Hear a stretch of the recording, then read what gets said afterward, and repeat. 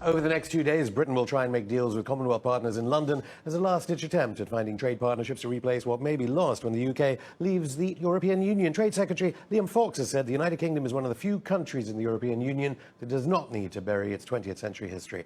Dubbed Empire 2.0 by its critics, the talks with Commonwealth trade ministers being initiated tomorrow by Theresa May's government come just as a disturbing account of UK atrocities in the Jewel of the Crown that became the Commonwealth is published. The book is called Inglorious Empire: What the British Did to India. Its author, the Indian politician and former UN diplomat Shashi Tharoor, joins me now. Shashi, thanks so much for coming. Good to be with you, Afshin. Yeah. You implicitly compare the British Empire to the Nazis when you talk about atonement, how Chancellor Willy Brandt knelt at the Warsaw Ghetto.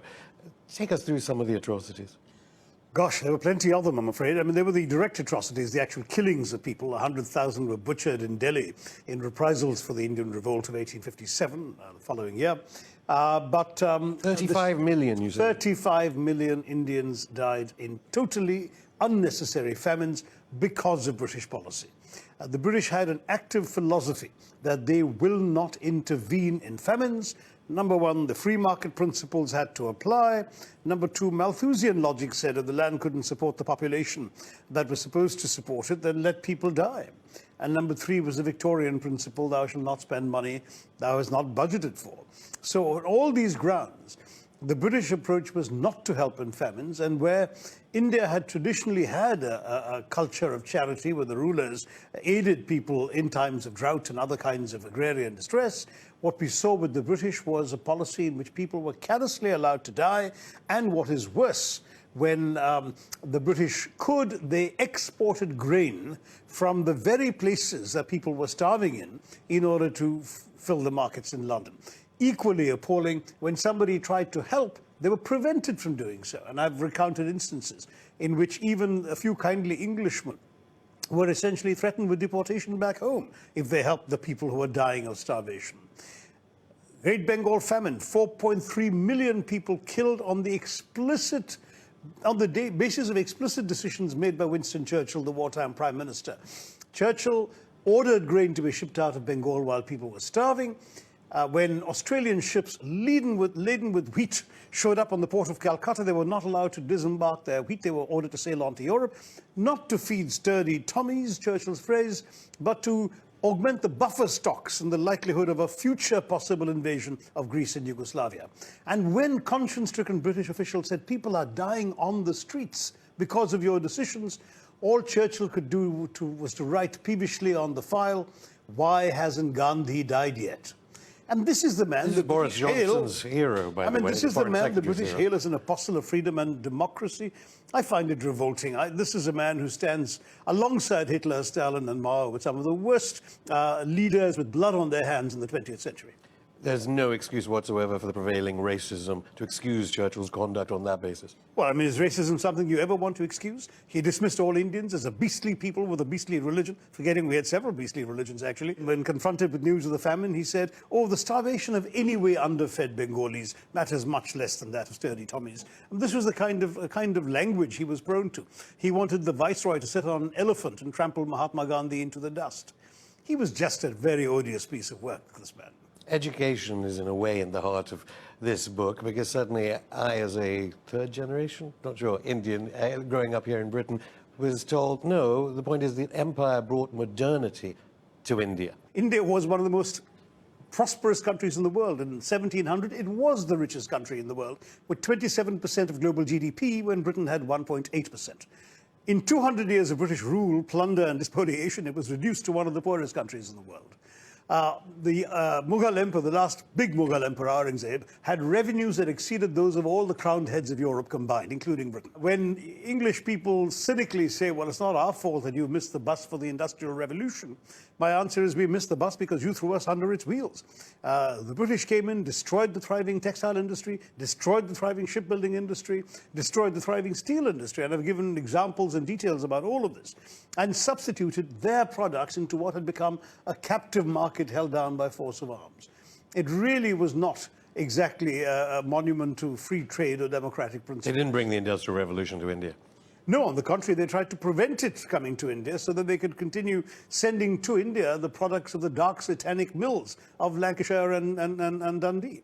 And let's actually just go to John Stuart Mill, since you just mentioned Mills. He doesn't come off very well, nor does Kipling. What about the ignorance of the rulers and the elite classes that are worshipped in the pantheon here of great Englishmen?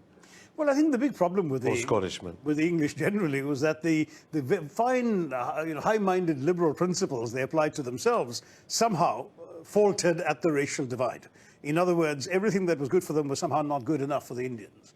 And in their desire to instruct the Indians on their own inferiority, we have things like Lord Macaulay saying that all the works of learning in both India and Arabia could not replace the value of a single English book.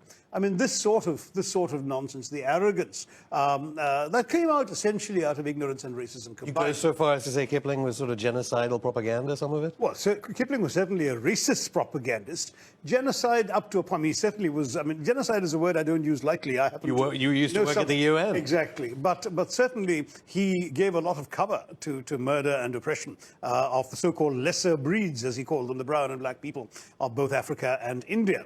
And I'll never forgive or forget the fact that when the odious psychopath, General Dyer, killed people in Jallianwala Bagh, the Amritsar massacre, coldly, clinically, without any excuse, without any provocation, without issuing any warning, and thereafter inflicted the most vile racist abuse on them. For example, not letting families tend to the dead, the dying and the wounded for 24 hours while their bodies rotted in the sun, ordering Indians to crawl on their bellies on a neighboring street and have their heads bashed in if they so much as lifted their heads while crawling. All of these appalling things. Dyer was celebrated by the House of Lords here, condemned by the House of Commons, I'm glad to say, but celebrated by the Lords. Money was raised to reward him for his murders. He was given the equivalent of what's £250,000 in today's money by the British people at that time. And Kipling, that flatulent voice of Victorian imperialism, hailed him as the man who saved India. Saved whom in India? Saved what in India? For whom? If India was, as you quote in the book, the glittering jewel of the medieval world, how is it so easy for the British to do this to India? I mean, you quote Stalin as saying he found it ridiculous of you Englishmen to dominate India. Well, there were two principal factors. One was certainly our own political disunity and a wonderful tendency to put our own personal interests ahead of those of any larger allegiance or loyalty. And so people were quite willing to pay the British East India Company to replace the people they were nominally loyal to on the thrones. But apart from that, there was also superior technology. The British had artillery and guns which were superior to those available in India, and they had techniques of military formation that made their forces more effective in nimble movements than the somewhat lumbering and large elephant-laden forces of the Indians. The Indians often would bring out 3 or 4 times as many people onto the battlefield, but they would be fleeing in disarray because of the somewhat lithe and nimble military tactics that the British used on Indian soil. Nobody is innocent in an enterprise of colonialism. There are always people who will see that it is to their advantage or their family's advantage to cooperate with the colonizer, and many did. You demolish one argument after another, Clive, of India's reputation, a free press being brought there, a unified India. You also talk about Jeremy Corbyn earlier in the book. What is it about what he said about our colonial past? No, it's simply that I had made the argument that Britain should really teach its own colonial history to its children. It's shocking that you can do A-levels in history in England today and not learn a single line of colonial history. So I believe a journalist asked him about this. He was quoted in a couple of the British papers as responding that, yes, he would like to see the real history of the British Raj being taught to English students. That hasn't happened yet, and it's a crying shame. In fact, the week the book came out in India, a Pakistani journalist wrote an article in The Guardian about having raised 2 children here, best public school, Westminster.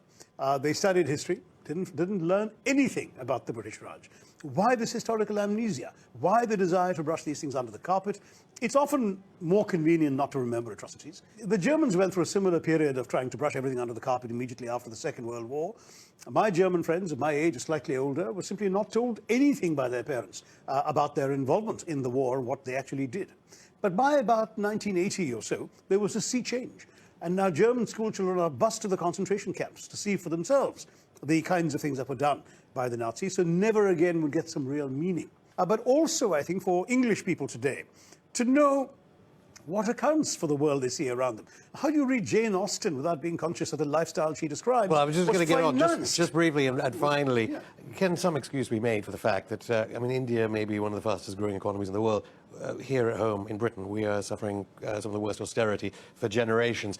Surely taking refuge in a romanticized idea of colonialism is certainly where TV drama, for instance, is going, and is some sort of refuge in it amplifies almost the. I don't object to TV drama, gauzy, romanticized notions for rose-tinted spectacles, provided it, at some more serious level, such as your history lessons in school, you actually learn the accurate, larger picture. Because yes, you're right. I mean, TV shows are entertainment, and no one wants to be made to feel bad. They won't tune in. So you want to make them feel good and wallow up all this wonderful luxury. But the truth is that in reality, the luxury was built on the oppression of the people who were serving you to make that luxury possible. Shashi Tharoor, thank you. Thank you.